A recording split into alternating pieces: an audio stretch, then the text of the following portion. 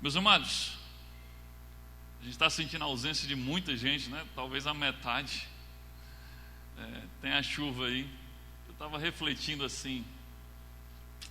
Eu sei que tem muita gente que não vê hoje por outras razões, mas eu fico pensando como uma chuva é capaz de nos fazer ficar em casa e não vir adorar o Senhor em corpo, como igreja. E eu fico lembrando na época dos nossos pais, os pais da igreja, até hoje mesmo na igreja do Oriente Médio, na China, que os irmãos saem de casa decididos a arriscar a própria vida para juntos adorarem o Senhor como um corpo. E eles saem de casa sabendo que existe uma grande possibilidade deles nem voltarem, porque se forem pegos adorando a Deus, adorando a Jesus, eles podem ser presos, açoitados e mortos. Mas eles saem de casa. Eu sei que você está aqui hoje, mas eu acho que vale essa reflexão. Sabe, o quanto nós temos perdido a essência de como é importante estarmos reunidos como um corpo para adorar o Senhor. Isso não é uma coisa banal, isso não é uma coisa que eu faço ideia, não é importante, não. Isso é algo que é de suma importância, isso faz parte do plano de Deus para nós enquanto estivermos aqui, juntos como um corpo, reunirmos para adorar o Senhor em espírito e em verdade. Meus amados, hoje eu quero compartilhar uma mensagem com vocês que tem como título Fazendo Parte do Milagre de Deus. A princípio esse título pode parecer que é mais uma mensagem em que nós vamos tratar Deus como nosso servo, em que eu determino que o milagre tem que acontecer na minha vida, porque eu não aceito, mas não tem nada a ver com isso. O tema pode fazer você pensar que vamos tratar disso, mas a ideia aqui é fazer parte do milagre que Deus quer fazer, e não do milagre que eu quero que Ele faça. Nós temos que nos render diante da soberania de Deus. Assim como nós cantamos agora há pouco, se Ele fizer, Ele é Deus. Se Ele não fizer, Ele é Deus. Isso trata da soberania de Deus. Temos esquecido quem é o Senhor. Às vezes nós nos colocamos como se fôssemos o Senhor, mas o Senhor é Deus. E Ele é Deus independente do que Ele faça, porque Ele já fez demais. A verdade é que se Deus me desse uma pizza de manhã, de tarde e de noite, durante todo o restante da minha vida, eu ainda deveria adorá-lo, porque Ele já fez demais por mim. Ele me deu a vida, e é mais do que eu merecia. Então Deus é Deus, adore pelo que Ele é, adore até pelo que Ele já fez, mas não condicione a sua adoração por aquilo que Ele pode ou não, ou quer ou não fazer por você. Nós vamos compartilhar no texto de João, capítulo 11, versículo de 1 ao 44, a história de Lázaro. Por isso foi cantada essa música que fala de Lázaro. Eu só mudaria uma frase nela. Não mudei porque, enfim, eu tinha que pedir autorização a Aline Barros. Mas eu tiraria a parte do ressuscita os meus sonhos. Meus sonhos têm que estar mortos mesmo. Ressuscita a minha vida, para que eu tenha vida. Mas os sonhos que eu tenho que viver são os sonhos de Deus, é a vontade de Deus, e não a minha vontade. João capítulo 11, versículo de 1 ao 44, acompanhe comigo essa leitura. Mandaram, pois, as irmãs de Lázaro dizer a Jesus: Senhor, está enfermo aquele a quem amas. Ao receber a notícia, disse Jesus, esta enfermidade não é para a morte, sim para a glória de Deus, a fim de que o Filho de Deus seja por ela glorificado. Quando soube que Lázaro estava doente, ainda se demorou 2 dias no lugar onde estava. Depois disse aos seus discípulos: Vamos outra vez para a Judeia. Disseram-lhe os discípulos: Mestre, ainda poucos judeus procuraram apedrejar-te e voltas para lá? texto continua. Ora, Betânia ficava a menos de 3 quilômetros de Jerusalém. Muitas pessoas tinham vindo ter com Marta e Maria para as consolar a respeito de seu irmão. Disse, pois, Marta a Jesus: Senhor, se o Senhor estivesse aqui, o meu irmão não teria morrido. Mas eu sei que mesmo assim, Deus lhe dará tudo o que o Senhor pedir a ele. O seu irmão vai ressuscitar, disse Jesus. Marta respondeu: eu sei que ele vai ressuscitar no último dia. Então Jesus afirmou: eu sou a ressurreição e a vida. Quem crê em mim, ainda que morra, viverá. E quem vive e crê em mim, nunca morrerá. Aqui ele se referia ao Espírito. O texto continua: você acredita nisso? Sim, Senhor, disse ela. Eu creio que o Senhor é o Messias, o Filho de Deus, que devia vir ao mundo. Quando Maria chegou ao lugar onde Jesus estava, logo que o viu, caiu aos pés dele e disse, agora é a irmã, é Maria: se o Senhor estivesse estado aqui, o meu irmão não teria morrido. Jesus viu Maria chorando e viu as pessoas que estavam com ela chorando também. Então ficou muito comovido e aflito e perguntou: onde foi que vocês o sepultaram? Venha ver, Senhor, responderam. Jesus chorou e foi até o túmulo, que era uma gruta com uma pedra colocada na entrada, e ordenou: tirem a pedra. Marta, a irmã do morto, disse: Senhor, ele está cheirando mal, pois já fazem 4 dias que foi sepultado. Depois de dizer isso, Jesus gritou: Lázaro, venha para fora. E o morto saiu. Os seus pés e suas mãos estavam enfaixados com tiras de pano, e o seu rosto estava enrolado com um pano. Então Jesus disse: desenrole as faixas e deixem que ele vá. Amém? Feche seus olhos. Deus amado, em nome de Jesus, nós te louvamos, Deus, nós te agradecemos, porque o Senhor nos proporcionou mais uma vez a bênção de estarmos reunidos nesse lugar especial como um corpo, como tua família, para te adorar e para sermos ministrados pela tua palavra. Nós te adoramos, Deus, porque tu és um Deus que tudo pode, mas mesmo assim o Senhor se importa com pessoas tão pequenas como nós, nos ama de uma forma perfeita, como nós jamais seríamos capazes de retribuir esse amor. Deus, em nome de Jesus, nós queremos ouvir a tua voz, queremos aprender com a tua palavra, estamos dispostos, Deus, a ser ensinados pelo teu Espírito Santo, e nós damos toda a liberdade ao teu Espírito Santo para falar conosco aquilo que o Senhor quer falar conosco, não aquilo que nós queremos ouvir. E em nome de Jesus e pela autoridade e poder do nome de Jesus, nós repreendemos toda a ação do inimigo de nossas almas para tentar roubar a semente que o Senhor vai semear em nossas mentes nessa noite.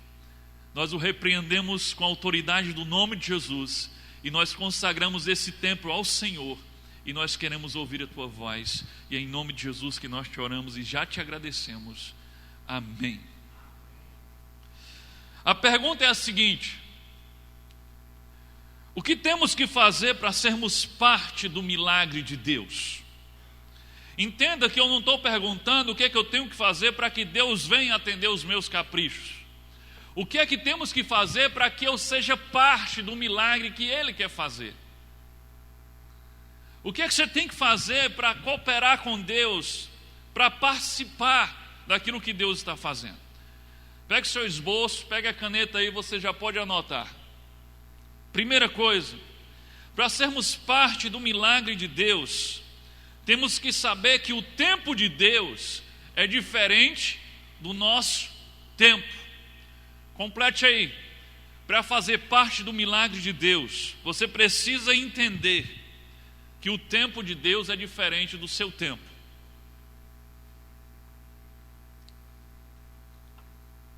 João capítulo 11, versículo 6 ao versículo 8 diz assim: Quando soube que Lázaro estava doente, ainda se demorou 2 dias no lugar onde estava. Jesus, quando soube a notícia de que Lázaro estava doente, ele não saiu correndo para curá-lo. Isso aqui fala muito sobre a soberania de Deus. Quem está no controle é Deus. Ele é que sabe o que fazer e na hora de fazer. Ele demora 2 dias no lugar onde estava. E o texto que lemos diz que de Betânia para Jerusalém, onde Jesus estava, era algo em torno de 3 quilômetros. Bem, 3 quilômetros você chega rapidinho, mesmo que seja a pé. Jesus, além de ter demorado 2 dias, ele parece que foi parando bastante no caminho. Porque diz que quando ele chega para ressuscitar Lázaro, já fazia 4 dias que Lázaro estava morto. Aqui fala sobre a soberania de Deus. O tempo de Deus é diferente do nosso tempo. Nós temos que nos render a isso, nós temos que nos prostrar diante disso, entender que Deus tem o controle e nós não. Aqui nós temos um caso clássico de pessoas decepcionadas com Deus. Decepcionadas por discordar de Deus a respeito do tempo de Deus. O tempo de Marta e Maria era imediatamente. Manda um recado para Jesus e diz que o amigo dele, a quem ele ama, Lázaro, está enfermo, para que ele venha. E o tempo delas e a expectativa delas era que Jesus viesse imediatamente. Jesus viesse correndo às pressas porque Lázaro estava doente e precisava ser curado. O tempo de Marta e Maria era imediatamente, mas o tempo de Jesus foi 4 dias depois. Imagina a diferença de uma coisa para outra, a expectativa de Marta e Maria para a realidade que Jesus fez. 4 dias depois. Marta e Maria, elas estavam claramente desapontadas com Jesus. Vocês leram juntamente comigo no texto, se o Senhor estivesse aqui, o nosso irmão não teria morrido. Elas estavam claramente desapontadas, pois elas achavam que não houve interesse da parte de Jesus em ajudar o seu irmão Lázaro, a quem o próprio Jesus dizia que amava. O recado foi esse: Lázaro, aquele que tu amas. Para deixar bem claro, olha, é aquele que tu amas, não faz alguma coisa. Elas estavam desapontadas, elas deveriam estar pensando, provavelmente passou pela cabeça delas que Jesus, durante aquele tempo, curava cegos, aleijados, endemoniados, pessoas que ele nem conhecia. Como pôde não se importar com o meu irmão Lázaro, a quem ele diz que ama? Elas estavam claramente desapontadas e isso ficou claro. Primeiro Marta diz: Senhor, se o Senhor estivesse estado aqui, o nosso irmão não tinha morrido. Em outras palavras, a culpa é do Senhor. E aí depois chega e diz: mas isso é Marta, porque a gente sabe naquele episódio lá em que Jesus vai à casa delas e que Marta está lá na cozinha trabalhando feito uma louca e Maria está lá sentada aos pés dele escutando, e Marta vem reclamar e diz: Senhor, tu vai deixar que minha irmã fique aí sentada enquanto eu estou trabalhando sozinha? E Jesus diz assim: Marta, Maria escolheu a melhor parte, e isso não será tirado dela. Aí você pode dizer: não, mas essa reclamação foi de Marta, aquela ativista, ela não era muito espiritual, sabe? Então por isso que ela fez essa reclamação. Mas nós lemos no texto que em seguida Maria chega, depois de ter Jesus conversado com Marta, Maria chega, e o discurso de Maria foi o mesmo de Marta: Senhor, se o Senhor estivesse estado aqui, o meu irmão não teria morrido. Elas estavam claramente desapontadas, e estavam desapontadas porque achavam que Jesus deveria ter vindo rápido e Jesus não veio. Elas estavam desapontadas porque o tempo de Jesus não foi o tempo delas, e elas achavam que o tempo delas era o tempo correto. Elas estavam desapontadas porque isso dava a entender a elas que Jesus não se importava quanto elas achavam que ele realmente se importava. A questão é: quantas vezes você não já se sentiu assim, desapontado com Deus? Eu vejo isso o tempo todo. Todo tempo tem alguém, tem algum crente reclamando de Deus. Mas pastor, como é que Deus permite um negócio desse? Mas como se eu fosse ter que explicar a Deus.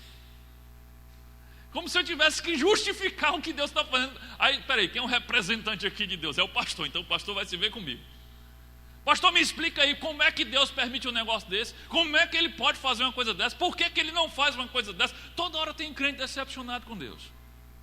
Toda hora.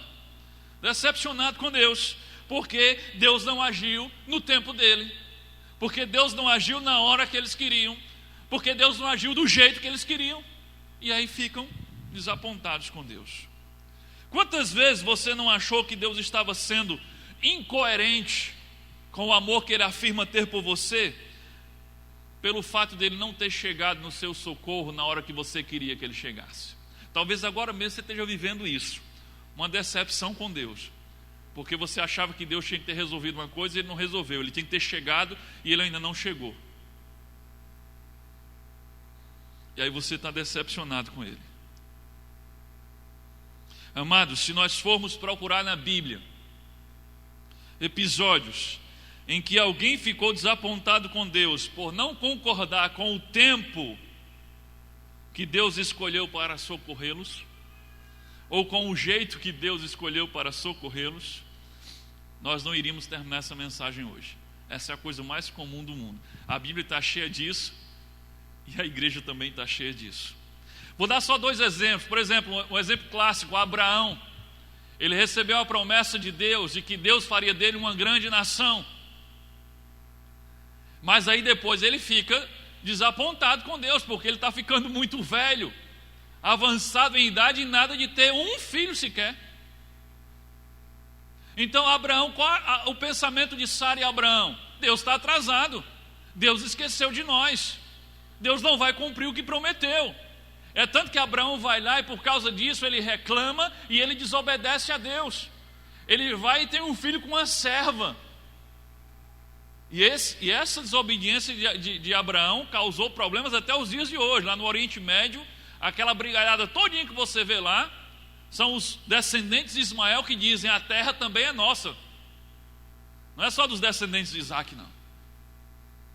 Por nossa também é nossa por direito, do outro filho de Abraão. Então ele também ficou impaciente, ele também ficou desapontado, ele achava que Deus estava atrasado, ele achava que Deus tinha esquecido, e aí ele termina desobedecendo. Um outro caso é o povo no deserto, Moisés e o povo no deserto. Eles achavam que Deus estava demorando demais para levá-los para a terra prometida. Na verdade, a história de decepção com Deus começa no Egito ainda. Deus havia prometido a sua descendência de que daria uma terra que emana leite e mel, mas fazia 400 anos que eles estavam cativos no Egito como escravos. Então Deus esqueceu da gente. Aí finalmente Deus chega com Moisés, o libertador, para levá-los à terra prometida. E aí são 40 anos no deserto. Deus está demorando demais de novo. Deus está demorando demais. Só que Deus pegou um amontoado de gente e estava preparando uma nação. Isso leva tempo. Por causa da própria teimosia deles, isso levou muito tempo. Mas eles estavam chateados com Deus, desapontados com Deus, porque do Egito para a terra prometida, em menos de 3 anos eles poderiam chegar, mas demorou 40 anos. Agora, em todas essas histórias tem uma coisa em comum: quando Deus chegou, toda a sensação de abandono, toda a sensação de atraso foi substituído pela certeza de que Deus sabe o que está fazendo. Ou não é assim que acontece conosco? Quantas vezes a gente esperneia, a gente reclama de Deus porque Deus não chegou na hora que a gente queria, a gente fica desapontado, a gente murmura, aí quando Deus chega, aí os nossos olhos se abrem e a gente diz: ainda bem que Deus não fez aquilo que eu queria que Ele fizesse naquele dia, porque tinha dado tudo errado. Deus sabe o que está fazendo e eu é que não sei de nada. Sempre que Deus chega, toda a sensação de abandono, de atraso, vai embora, é substituído pela certeza de que Deus sabe o que está fazendo, de que Ele sabe o que é melhor para nós, de que Ele sabe tudo e que nós não sabemos nada. O problema é que a gente demora a aprender isso. No próximo episódio a gente já está murmurando de novo e esqueceu do que aconteceu, de que Ele sabe o que é melhor para nós, Ele sabe de tudo e nós não sabemos de nada. A verdade é que Deus, Ele nunca tarda. Essa história, Deus tarda, mas não falha. Mentira! Deus nunca tarda e nunca falha. Deus escreve certo por linhas tortas. Mentira! Deus escreve certo por linhas certas. Nós é que somos apressados demais, nós é que somos imediatistas, nós é que queremos do nosso jeito. O jeito de Deus é o jeito certo, o tempo de Deus é o tempo certo. Deus não se atrasa. Você está pensando que Deus está atrasado? É você que está ansioso demais. É você que é imediatista demais. É você que não entende nada e está querendo ensinar a Deus a ser Deus. Nós somos muito prepotentes a maior parte do tempo. Deus decide a hora de agir baseado em fatos, em situações que nós nem sabemos. Deus já sabe, eu não vou deixar você ir para ali, porque ali vai ter isso e isso, eu quero que você vá para ali. Mas você não faz ideia. Deus está vendo lá na frente e você não vê nada. Deus sabe de fatos e situações que nós não sabemos. E é por isso que nós não compreendemos o agir de Deus. É por isso que a gente precisa confiar. Confiar que Ele sabe mais do que a gente. A própria palavra tempo, quando aparece no Novo Testamento, no original grego, ele tem duas formas de escrever a palavra tempo. Quando se refere ao tempo dos homens, a palavra é cronos. Mas quando se refere ao tempo de Deus, a palavra é kairos. Então, cronos é o nosso tempo normal, mas kairos é o tempo de Deus, ou a plenitude dos tempos, é o tempo certo que Deus escolheu para agir. Então, até a forma de escrever tempo em grego é diferente do tempo de Deus para o nosso tempo. Kairos é o tempo de Deus. É quando Deus decide que ali é o momento certo dele agir, onde as circunstâncias se alinham favoráveis àquilo que Deus quer fazer, no tempo que Ele quer fazer, do jeito que Ele quer fazer. Então, se Deus está agindo no tempo e do jeito dEle, nós temos que nos dobrar a isso e reconhecer que Ele sabe de tudo e nós não sabemos de nada. Lembre-se que Ele age baseado em coisas que você não conhece e que você não entende. O problema é que nós agimos como cegos tentando guiar uma águia. Parece uma piada, mas nós somos exatamente assim. Nós somos cegos, completamente cegos. Nós não vemos um palmo à frente do nosso nariz e Deus vê tudo.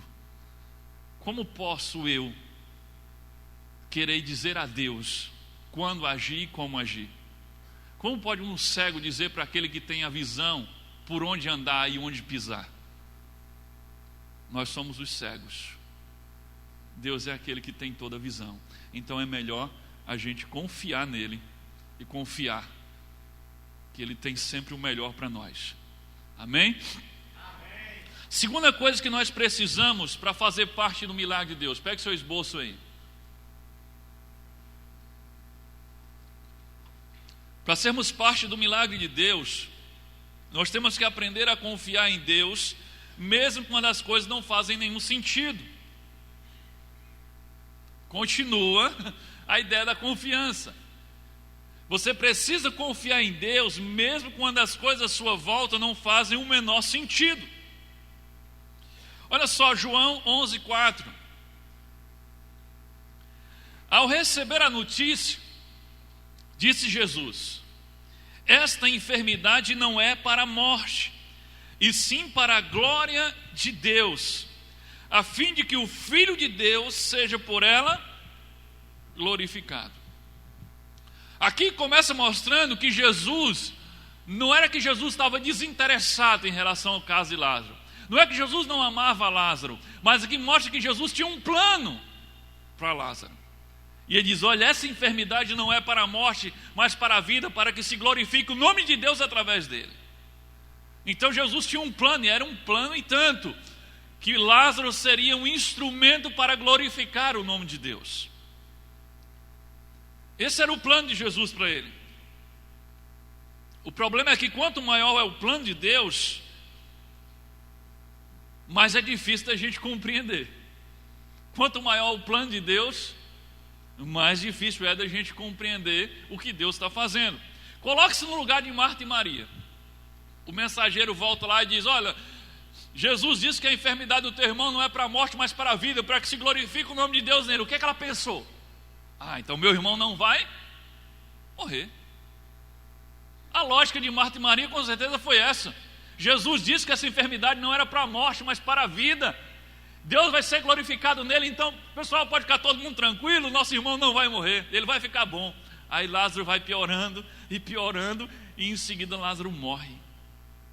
Imagina o parafuso na cabeça de Marta e de Maria. Como assim? Isso não faz sentido. Jesus disse que não era para a morte, mas ele morre. E Jesus ainda não chegou, vamos sepultá-lo, e ele já está podre. Lembra quando Jesus disse assim, tirem a pedra? Ele disse, não, mas já fede, já está podre, faz 4 dias que morreu. Não faz o menor sentido.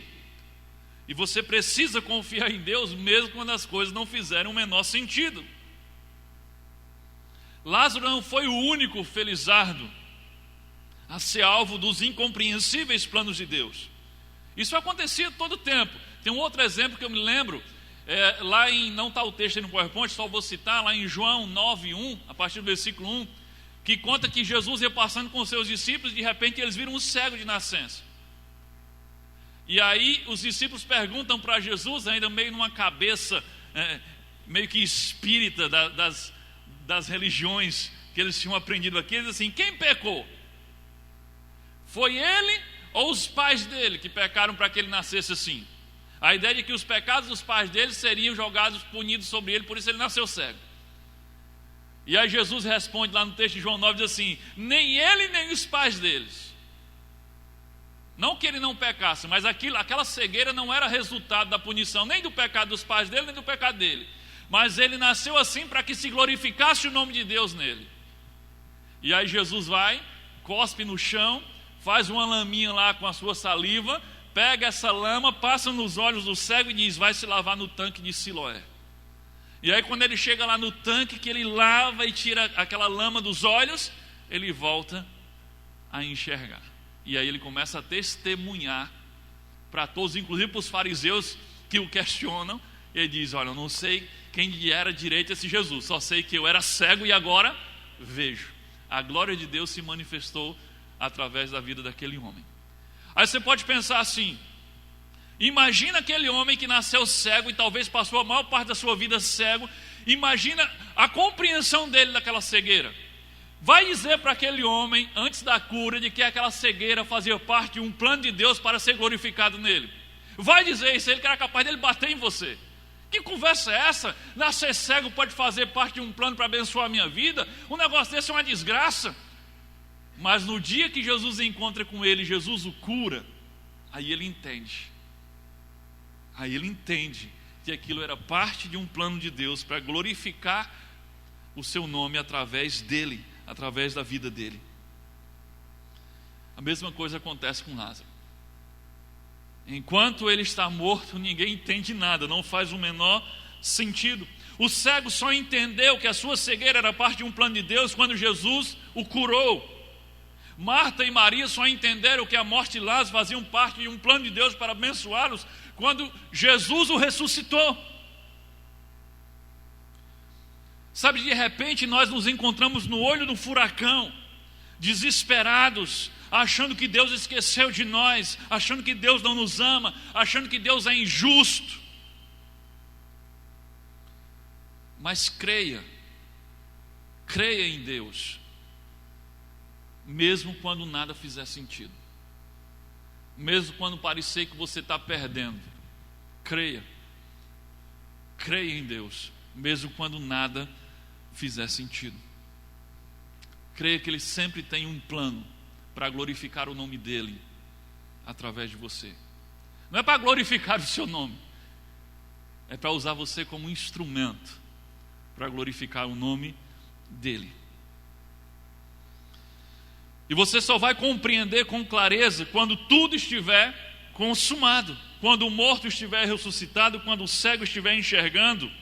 Até lá as coisas vão parecer sem sentido para você. Assim como ele fez planos para a vida de Lázaro, para a vida daquele cego, ele tem planos para nossas vidas, não por nossa causa, mas por causa dele. Você pode estar se perguntando, mas será que vale a pena passar por tanto sofrimento, no caso como Lázaro, passar pela enfermidade, pela dor, pela morte, só para ser um instrumento de glorificação do nome de Deus? Se pudesse, eu mandava você perguntar a Lázaro. Quem sabe, se você tiver a oportunidade, eu não sei exatamente se teremos ou se nos importaremos com isso quando chegarmos no céu, mas se de repente chegar no céu, você pode perguntar isso a Lázaro. Pergunta a ele se valeu a pena. Eu tenho certeza que ele diria: eu passaria por tudo isso de novo, para ter o privilégio de ter sido tocado pelo Filho de Deus. Imagina só o privilégio de Lázaro. O Filho de Deus, o próprio Deus encarnado, esteve na terra por pouquíssimo tempo, e ele foi um dos poucos a ser ressuscitado, tirado da tumba pelo próprio Filho de Deus. Claro que valeu a pena. Pergunta o cego se não valeu a pena. Claro que valeu a pena.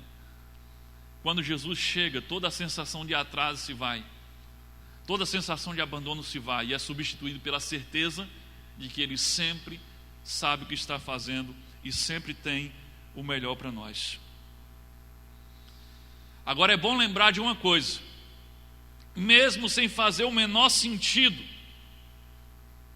essa enfermidade não é para a morte, mas ele está morto, não fazia o menor sentido, mesmo sem fazer o menor sentido, Marta e Maria, estando desapontada com Jesus, mas mesmo assim, elas nunca pararam de confiar e acreditar em quem Jesus era e no que Ele podia fazer. Em nenhum momento elas disseram: então também não acredito mais em Jesus, Ele não é Messias, coisa nenhuma, vamos embora daqui, eu não quero mais conversa com Ele. Elas não estavam entendendo nada, elas nem estavam concordando com o que Jesus fez, mas elas estavam rendidas diante dEle. Lembra do que nós lemos, João 11, 21 e 22? Disse, pois, Marta a Jesus: Senhor, se o Senhor estivesse aqui, o meu irmão não teria morrido. Mas eu sei que mesmo assim, Deus lhe dará tudo o que o Senhor pedir a Ele. Então Jesus afirmou: eu sou a ressurreição e a vida. Quem crê em mim, ainda que morra, viverá. E quem vive e crê em mim, nunca morrerá. Você acredita nisso? Olha a resposta. Olha a resposta. Sim, Senhor, disse ela. Eu creio. Olha em que ela acredita. Eu creio que o Senhor é o Messias, o Filho de Deus que devia vir ao mundo. Tem tudo a ver com aquela música que nós cantamos. Você não curou meu irmão, o Senhor não chegou no tempo que eu queria, mas eu sei que o Senhor é quem o Senhor diz que é. Eu sei que o Senhor é o Messias, o Filho de Deus, aquele que devia vir. Ela não estava entendendo o agir dele, não estava concordando com o tempo dele, mas ela estava rendida porque ela sabia que Jesus era o Messias. E ponto final. Eu sei quem o Senhor é. Eu sei que o Senhor é o Messias. Eu sei que é o Filho de Deus, aquele que havia de vir ao mundo. Essa tem que ser a nossa atitude. Você não está entendendo o agir de Deus? E daí? Nós somos apenas crianças tentando entender a mente soberana de Deus. Não vai dar certo. Nós só entendemos aquilo que pela misericórdia Ele permite que entendamos. Mas isso não é motivo para você parar de crer nele. Isso não é motivo para você parar de confiar nele. Deus é Deus e ponto final. Faça como Marta e Maria. Continue crendo, mesmo quando não fizer nenhum sentido para vocês. Amém? Terceira coisa que precisamos para fazer parte do milagre de Deus em nossa vida. Para sermos parte do milagre de Deus, temos que fazer o que está ao nosso alcance. Complete aí.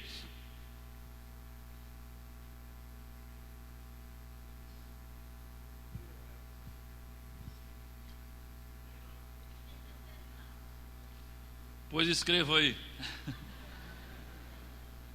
Mesmo quando você não compreender, nem eu estou compreendendo porque é que não tem aí.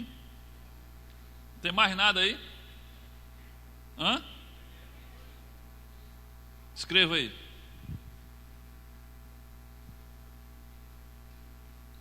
Creio que no final vai dar certo.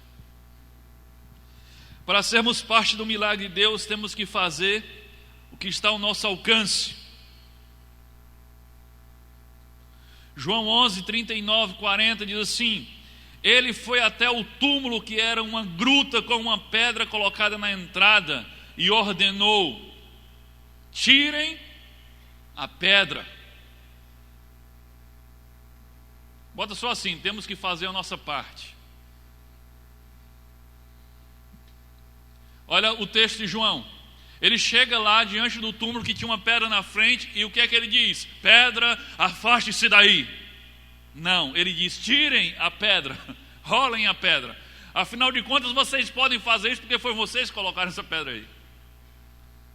Tirem a pedra. Como entender que alguém que é capaz de ressuscitar um morto não consegue retirar uma pedra com o poder da sua voz? Claro que ele poderia. É muito mais difícil dizer assim ao morto: levanta-te e sai da tumba, do que dizer: pedra, remova-se daí. Mas ele não manda a pedra sair de lá. Ele manda que eles retirem a pedra. O que Jesus está colocando aqui é que aquilo que está ao nosso alcance, Ele quer que nós façamos. A nossa parte tem que ser feita, mesmo que ela seja insignificante. Jesus dependia que eles tirassem a pedra para ressuscitar Lázaro? Não. Mas Jesus fez questão que eles retirassem. Isso não é um caso isolado, isso é um princípio de Jesus. Se você vê, desde o primeiro milagre, Jesus já praticava esse princípio. Lembra em João capítulo 2, do casamento de Caná da Galileia, quando ele vai transformar água em vinho? Ele chega para os servos que estavam lá e diz o que para os servos? Encham esses potes de pedra com água. E depois que eles enchem os potes de pedra com água, Jesus vai e diz: agora tire daí de dentro e sirva. Já estava o vinho transformado a partir da água. Jesus não poderia simplesmente dizer que suja a água dentro desses potes de pedra. Poderia, mas ele não faz. Vocês vão encher os potes de pedra, vocês vão remover a pedra do túmulo. Isso é um princípio de Jesus. Ei, você vai ficar de braço cruzado aí, só esperando que Deus faça tudo por você? Ele diz: olha, você precisa fazer aquilo que está ao teu alcance. Se quer fazer parte do milagre de Deus, então você precisa fazer a sua parte, você precisa se mexer. Lá no Antigo Testamento, Deus também já tinha esse princípio. O povo de Deus estava sofrendo lá com os inimigos, e Deus diz a Gideão: se levanta aí, caba corajoso. Gideão estava se tremendo todinho lá dentro do tanque, lá de descascar os grãos, e disse: se levanta daí, monta um exército aí. E Gideão monta com milhares, não, tem muita gente. Vai tirar esse povo, tira aquele. Ele começa a dar os critérios para tirar. Gideão termina com 300 homens para lutar com 22 mil inimigos. Deus diz: agora vocês estão prontos para ir lutar, vão lá. E chega lá e não fazem quase nada. O Espírito de Deus é quem distrai os inimigos, mas eles tiveram que preparar um grupo e ir para lá. Vocês vão lá. Quem vai vencer sou eu, mas vocês têm que fazer alguma coisa. Esse princípio está em toda a Bíblia. Deus sempre... As muralhas de Jericó, elas estão lá, fortificadas, impossíveis, humanamente falando, de serem derrubadas, e Deus decide derrubar as muralhas. Mas o que é que Deus diz? Vocês vão ficar rodando em volta da muralha. Durante 7 dias, todo dia vocês levantam e vão lá e dão uma volta. No 7º dia vocês vão dar 7 voltas e vão tocar as suas trombetas com chifre de carneiro. E no final da última volta, quando vocês tocarem e gritarem, as muralhas cairão. E quem foi que derrubou as muralhas? Foi Deus. Mas Deus não permitiu que eles ficassem sentados de braços cruzados sem fazer nada. O que vocês vão fazer é insignificante. O povo de Jericó devia estar rindo deles. Esse povo está doido, girando aqui, gritando, estão ficando maluco. Mas Deus exigiu que eles fizessem alguma coisa.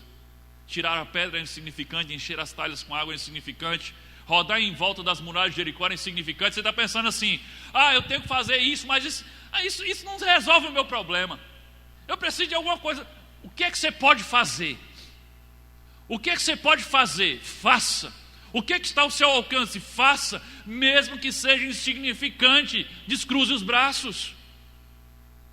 Deus exige, isso é um princípio do agir de Deus. Ele exige que você faça aquilo que está ao seu alcance. O primeiro passo para o milagre é fazermos aquilo que está ao nosso alcance. O primeiro passo do milagre, quem tem que dar somos nós. Isso simboliza fé. É o passo da fé. Você crê que Deus vai fazer o sobrenatural que você não pode fazer. O natural, você vai ter que se mexer para fazer. Se o seu casamento está precisando de um milagre, por exemplo, de restauração, e está cheio de casamento assim, precisando de restauração, mas você não faz nada. Você fica de braço cruzado, continua de cara feia, continua intrigado, continua brigando, continua fazendo greve de silêncio e esperando que Deus faça um milagre. Sabe quando é que vai acontecer um milagre no seu casamento? Nunca. Você tem que fazer a sua parte. Você tem que mudar o seu comportamento. Deixa que Deus faz o sobrenatural no coração do outro, mas você precisa fazer a sua parte. Você precisa de um milagre na questão de um emprego. Você está desempregado, precisa de um milagre. Você está esperando que Jesus vai entregar currículo no seu lugar? Você está esperando que Jesus vai procurar um emprego para você? Faça a sua parte e saia do lugar. Se levante do sofá, pare de ficar assistindo desenho de manhã. É sério. Você precisa fazer aquilo que está ao seu alcance em qualquer área. Em qualquer área. Quer um milagre? Então retire a pedra e deixe que Jesus ressuscita o morto. Entenda, Jesus não está dizendo que você tem que ressuscitar o morto. Ele está só dizendo que você tem que tirar a pedra. Você tem que fazer aquilo que está ao seu alcance, mesmo que pareça insignificante diante do seu problema. Faça o que está ao seu alcance. Amém? A próxima pergunta agora, não sei se tem aí, agora estou em dúvida. Por que podemos confiar que Jesus fará um milagre em nossa vida? Está aí? Glória a Deus, você já está começando a entender, tá vendo? Por que eu posso confiar que Ele fará um milagre em minha vida? Primeiro, porque Ele nos ama a ponto de não deixar de nos abençoar ou de cuidar de nós por causa das nossas reclamações e murmurações injustas a respeito dEle. Deus, olha, a misericórdia de Deus é a causa de nós não sermos fuzilados. Eu estou parafraseando o texto da Bíblia. De nós não sermos fuzilados. De nós não sermos desintegrados. Porque Deus é muito, mas muito misericordioso conosco. Nós não aguentaríamos 10% da reclamação que Deus aguenta. Como nós reclamamos, como nós murmuramos, como nós somos chatos, como nós somos complicados, como Deus é paciente e misericordioso conosco. Ele nos ama tanto que Ele é paciente e não desiste de fazer o bem que planejou por causa das nossas reclamações infundadas. João 11:21. Disse, pois, Marta a Jesus: Senhor, se o Senhor estivesse aqui, o meu irmão não teria morrido. Culpa sua. João 11:32. Quando Maria chegou ao lugar onde Jesus estava, logo que o viu, caiu aos pés dele e disse: louvado seja o Senhor. Não. Foi o que ela disse? Se o Senhor estivesse estado aqui, o meu irmão não teria morrido. Parecia que Maria ia fazer diferente de Marta. Ela se joga nos pés dele, mas diz: se o Senhor tivesse estado aqui, meu irmão não tinha morrido. Murmuração, reclamação. Elas não pararam de crer no que ele podia e em quem ele era, mas elas não estavam entendendo e reclamaram. Essas passagens mostram o quanto ele nos ama e o quanto ele é paciente, compreensivo, longânimo conosco. Se fosse eu no lugar de Jesus, ou você, sabe o que a gente diria? Tá aí, eu ia curar seu irmão, mas agora também não curo mais. Não é assim não que a gente ia fazer? Eu vinha para curar seu irmão, mas também não curo mais. Pronto, perdeu. Mas Jesus não. Jesus paciente, amoroso, longânimo. O que Jesus faz? Jesus sente a dor delas. E o famoso versículo, né, está aqui: Jesus chorou. Diz que Jesus se compadeceu da dor delas. E quando as viu chorando, juntamente com as pessoas que estavam com ela, diz que Jesus chorou. Que Deus maravilhoso, que Senhor maravilhoso. Como Jesus é paciente conosco. Como Ele é misericordioso conosco. Ele não desistiu de cumprir o seu plano de bênção na vida de Lázaro, de Marta e de Maria, por causa da incompreensão e das reclamações infundadas delas. Quando nós olhamos para a Bíblia, nós vemos isso o tempo todo. Esse Deus longânimo, paciente. Lá no Antigo Testamento, no povo no deserto, você vê isso toda hora. Deus tinha um plano de tirar o povo do Egito e levar para a terra prometida. Vai lá e através das pragas desmoraliza Faraó e todos os deuses do Egito, arranca o povo de lá, e não só tira o povo de lá, faz com que os egípcios abençoem o povo, dando tudo que era de ouro, de prata, um monte de coisa para o povo que antes era escravo. E eles saem de lá cheios de coisas. E aí quando chega no primeiro obstáculo diante do Mar Vermelho, que vem o exército de Faraó, a primeira coisa que o povo diz é: ah, Moisés, tu nos tirou do Egito para morrermos pela espada do exército de Faraó, não era melhor termos ficado lá? É um povo miserável. Se Deus acaba de fazer tantos milagres através das 10 pragas, será que Deus ia deixar aquele povo morrer com um exército que Deus já tinha humilhado tantas vezes? Aí Deus, acho que Deus dá aquela respirada. Moisés, ergue o cajado e abre esse mar aí para esses abençoados passarem. Se a gente já não abrir, morreu, acabou aqui, acabou essa história de terra prometida. Não, aí Deus abre o mar. Depois Deus planeja alimentá-los com o pão. Ou você acha que Deus não tinha planejado isso?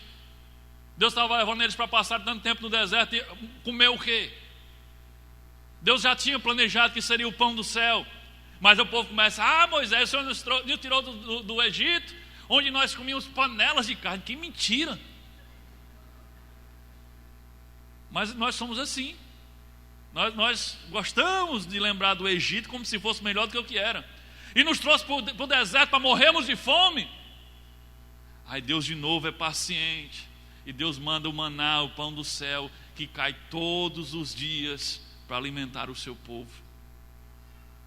Depois o povo, mesmo vendo o pão cair do céu todo dia, aí o povo chega um momento que a água acaba e tem sede. E Deus já tinha planejado que não ia matar o povo de sede. E em vez de dizer: Senhor, providencia a nossa água que o Senhor já preparou para nós, onde está? Não, Moisés, nós trouxemos para cá para morrer de sede. Começa aquela reclamação. Deus e Moisés, paciência. Aí Deus vai lá e faz água amarga se transformar em água doce, sai água da rocha. É tanto que o pobre Moisés, já impaciente na última vez, em vez de falar com a rocha, ele mete o cajado na rocha. Já não aguentava mais aquele povo reclamando. Mas Deus é longânimo, Deus é paciente. Mesmo diante daquelas reclamações, Deus continua cumprindo o seu propósito. Deus continua cumprindo o plano dele. Ele não desiste diante da incompreensão do povo, diante das reclamações. Então você pode crer que Deus vai cumprir o que ele planejou. Não é cumprir o que você quer, o que ele planejou, mesmo diante das suas reclamações, porque ele ama você a ponto de ser paciente com você. Ele é muito paciente com você e comigo. Ele faz isso o tempo todo. Você já pensou se Deus desistisse de nós cada vez que nós reclamamos e ficamos desapontados com Ele? A misericórdia do Senhor é a causa de nós não sermos consumidos. Quando tiver um irmãozinho chato pegando no seu pé, perturbando você, murmurando contra você, reclamando de você, mesmo que seja injustamente, lembre o quanto Deus tem sido paciente com você. Isso vai te ajudar a ser mais paciente com o teu irmãozinho. Segunda razão pela qual você pode crer que Deus fará um milagre: porque Ele nos ama a ponto de dar a vida por nós. Então, se o amor dele é desse tamanho, a ponto de dar a vida por nós, Ele iria desistir de nós? Não. João 11, 6, 8 diz assim: quando soube que Lázaro estava doente, ainda se demorou 2 dias no lugar onde estava. Depois disse aos seus discípulos: vamos outra vez para a Judeia. Disseram-lhe os discípulos: mestre, ainda há pouco os judeus procuraram apedrejar-te e voltas para lá? Jesus estava querendo ir onde estava Lázaro, e os discípulos dele: não, Senhor, é loucura, lá estavam querendo matar o Senhor e a nós, estavam querendo nos apedrejar, o Senhor quer voltar para lá? Jesus estava colocando a vida dele em risco para ajudar Lázaro. Só que conosco ele fez mais do que colocar a vida em risco, ele deu Ele se entregou, Ele morreu no nosso lugar, Ele morreu para pagar a dívida do nosso pecado. Será que você não pode confiar nesse Jesus? Será que você não pode confiar em alguém que foi capaz de dar a vida por você? O problema é que nós falamos tanto da morte de Jesus. Você pergunta a qualquer pessoa na rua, incrédulo, quem quer que seja, por que Jesus morreu? Morreu pelos nossos pecados, morreu para nos salvar. Já está automático, morreu para nos salvar, morreu pelos nossos pecados. Mas você compreende a dimensão disso? Você realmente consegue enxergar a profundidade disso e a seriedade disso? Vou ler para vocês uma ilustração, já compartilhei essa ilustração há um tempo atrás, mas eu acho ela fantástica para nos acordar para a profundidade disso. Eu vou ler para não perder nenhum detalhe. Diz assim: essa é a história de John Buchanan, um capelão que serviu durante a Primeira Guerra Mundial. Buchanan conheceu um irlandês que veio a se tornar o seu melhor amigo. Um dia, o capelão e seu amigo irlandês caminhavam por um campo de batalha em um momento de trégua, quando de repente foram surpreendidos por soldados inimigos.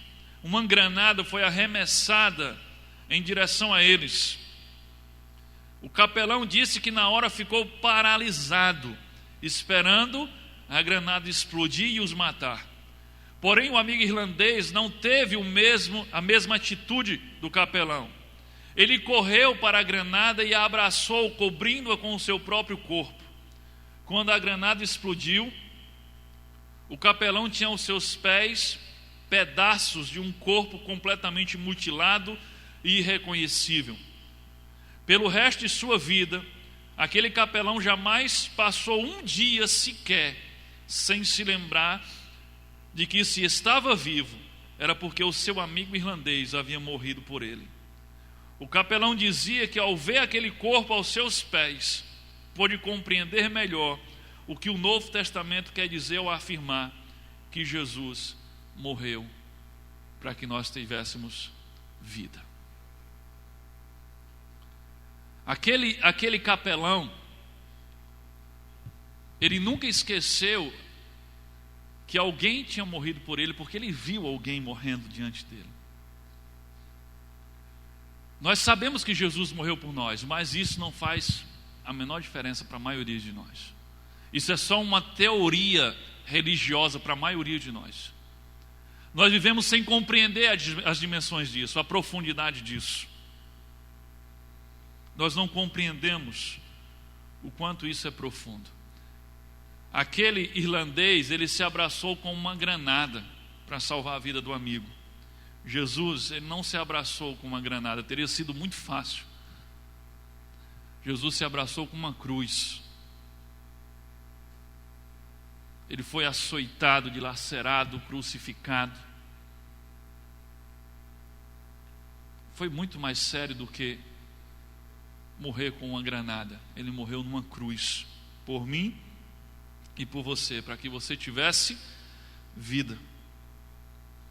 E você ainda duvida do que Ele é capaz de fazer, se é capaz de te amar. Como eu posso duvidar de alguém que foi capaz de se abraçar com uma cruz por minha causa? Em que área da sua vida você está precisando de um milagre?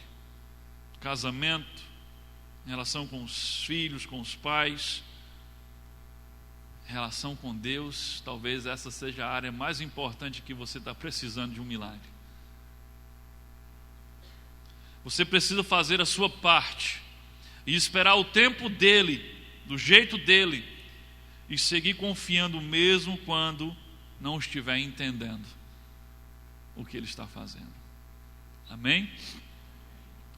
Para terminar, eu quero fazer a última pergunta. Qual é o maior milagre que podemos receber de Deus?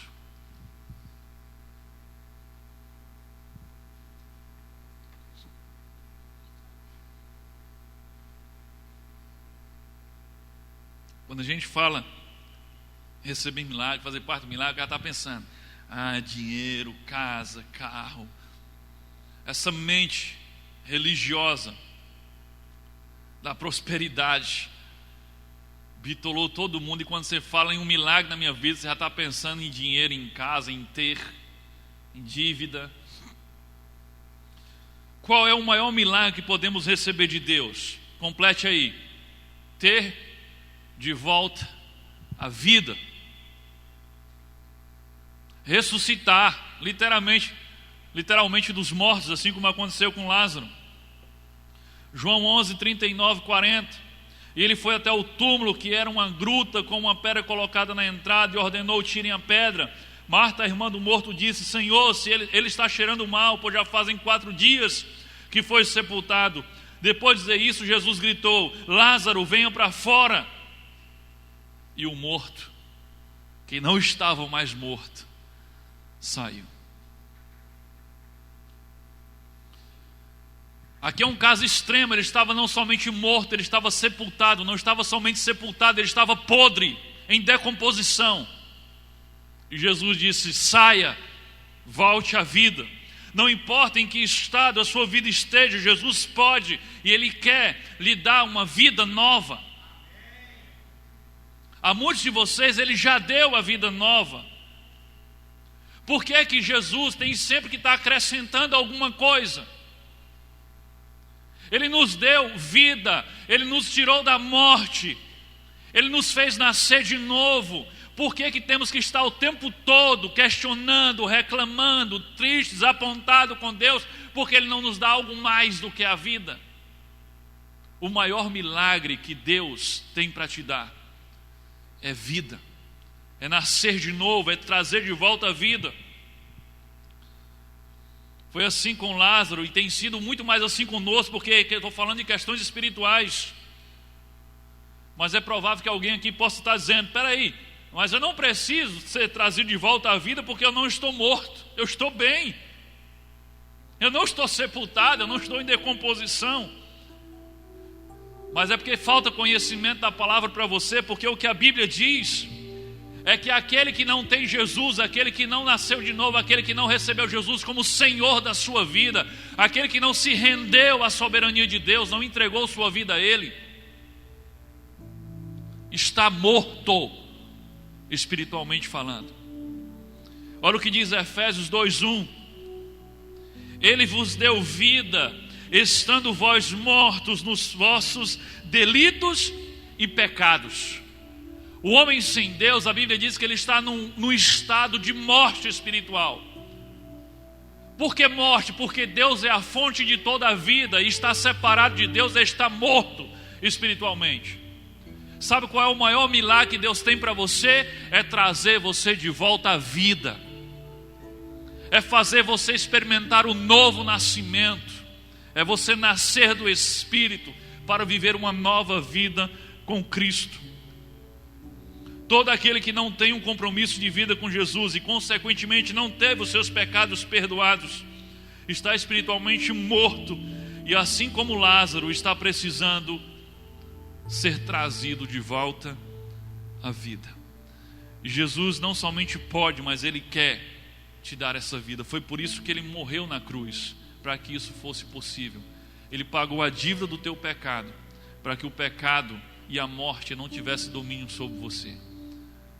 Você só precisa reconhecer o seu estado de pecador,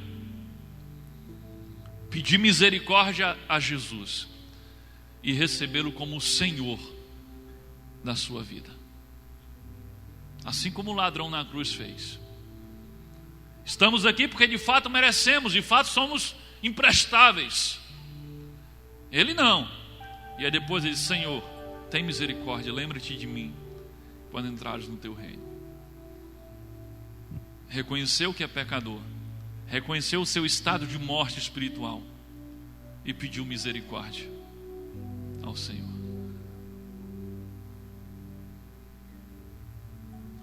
Essa é a essência do Evangelho. Inclusive nós vamos começar a falar sobre isso no próximo domingo. Mas essa é a essência do Evangelho.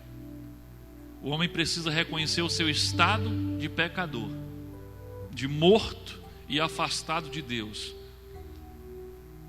para que assim ele possa pedir misericórdia a Deus, ter os seus pecados perdoados, ser lavado no sangue de Jesus e, como diz a palavra, ser reconciliado com Deus através de Cristo. Esse é o maior milagre que Deus tem para você. Se você já experimentou isso, deixa eu dizer uma coisa para você. Pare de ficar pensando que Deus está te devendo alguma coisa. Deus não te deve nada. Aquilo que eu comecei dizendo, se Deus te desse uma pizza de manhã, de tarde e outra de noite, você ainda tinha que se prostrar e adorá-lo, porque Ele é Deus e Ele te deu a vida. Que dirá, porque Deus não me deu aquele negócio que eu pedi, aquilo que eu estou querendo, e aí eu fico chateadinho com Deus, eu fico magoadinho com Deus. Deus pode tirar tudo que você tem, e você ainda tem que fazer como Jó, sem nada, se prostrar diante dele e adorá-lo, porque Ele é Deus. Deus não é nosso servo, Deus é Deus. Ele é o Senhor, Ele é o Criador, Ele tem todo o direito. Até esse ar que nós respiramos aqui, ó, é dele, não é seu. É dele. Você está aqui hoje porque hoje Ele, na sua soberania, decidiu: eu vou dar mais um dia de vida. Pare de querer ser o Senhor de Deus. Se prostre, se renda, adore ao Senhor. E se você está aqui e ainda não conhece esse Jesus, o que você precisa fazer para ter vida, ser trazido de volta à vida, como diz aqui em Efésios 2:1, você precisa reconhecer o seu estado de pecado, reconhecer que sem Deus você está morto, que sem Deus não há esperança para você, não há propósito nenhum na sua vida. E você precisa pedir misericórdia a Ele e se apropriar do sacrifício de Jesus, porque o sacrifício de Jesus, ele foi suficiente para salvar toda a humanidade, mas ele só é eficiente para aqueles que creem, reconhecem que são pecadores e pedem misericórdia. Tinham 2 ladrões na crucificação. Um foi para o paraíso, o outro não. Aquilo mostra que o sacrifício de Jesus poderia salvar os 2, mas só salvou aquele que reconheceu que era pecador e pediu misericórdia. Não é uma coisa automática. Primeiro você precisa reconhecer o seu pecado, pedir misericórdia para que Jesus o lave, o limpe e o purifique. Em 1 João 1,9 diz: se confessarmos os nossos pecados, Deus é fiel e justo para nos perdoar os pecados e nos purificar de toda injustiça. Ele nos torna o quê? Justos, justificados. E aí podemos ter comunhão com Deus, que é justo e santo. Mas sem isso, você está separado de Deus. Você que está aqui hoje, que ainda não é discípulo de Jesus, que nunca fez uma oração reconhecendo que é pecador, se entregando a Ele, se rendendo a Ele como servo e recebendo Ele como o Senhor da sua vida, não apenas para salvá-lo do inferno, mas para viver para Ele. Se você está aqui hoje e quer experimentar o maior milagre de todos, que é o milagre do novo nascimento, de sair da morte para a vida, então feche seus olhos onde você está e eu vou conduzir você numa oração.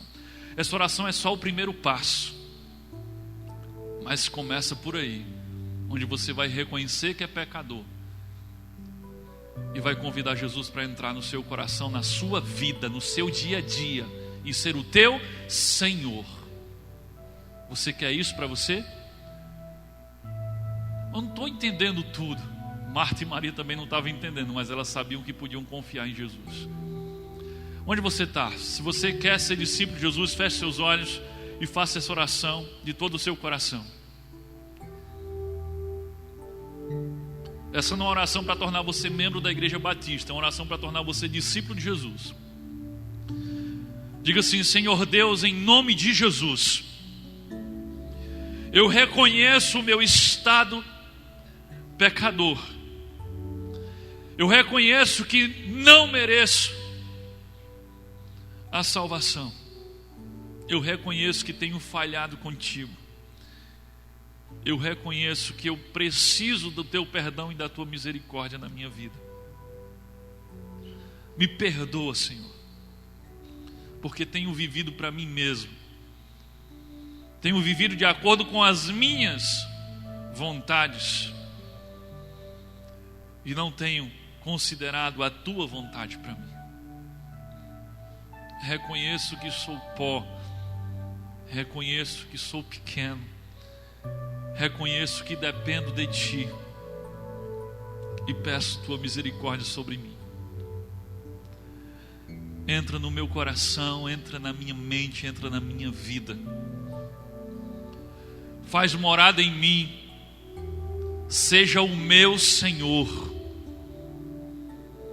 Me ensina a viver para ti. Me transforma de dentro para fora. Retira de mim tudo que não te agrada. Muda a minha vontade e o meu querer. Me faz gostar das coisas que o Senhor gosta. Me faz amar as coisas que o Senhor ama. Me faz ser atraído àquilo que te atrai. E me capacita a dizer não, a recusar tudo aquilo que o Senhor reprova. É em nome de Jesus Cristo, aquele que morreu na cruz e ressuscitou ao terceiro dia, que eu te entrego a minha vida, Deus, para ser teu servo e o Senhor ser o meu Deus. É em nome de Jesus que eu te oro. Amém. E louvado seja o nome do Senhor. Mestre, eu preciso de um milagre. Transforma minha vida, meu estado. Faz tempo que eu não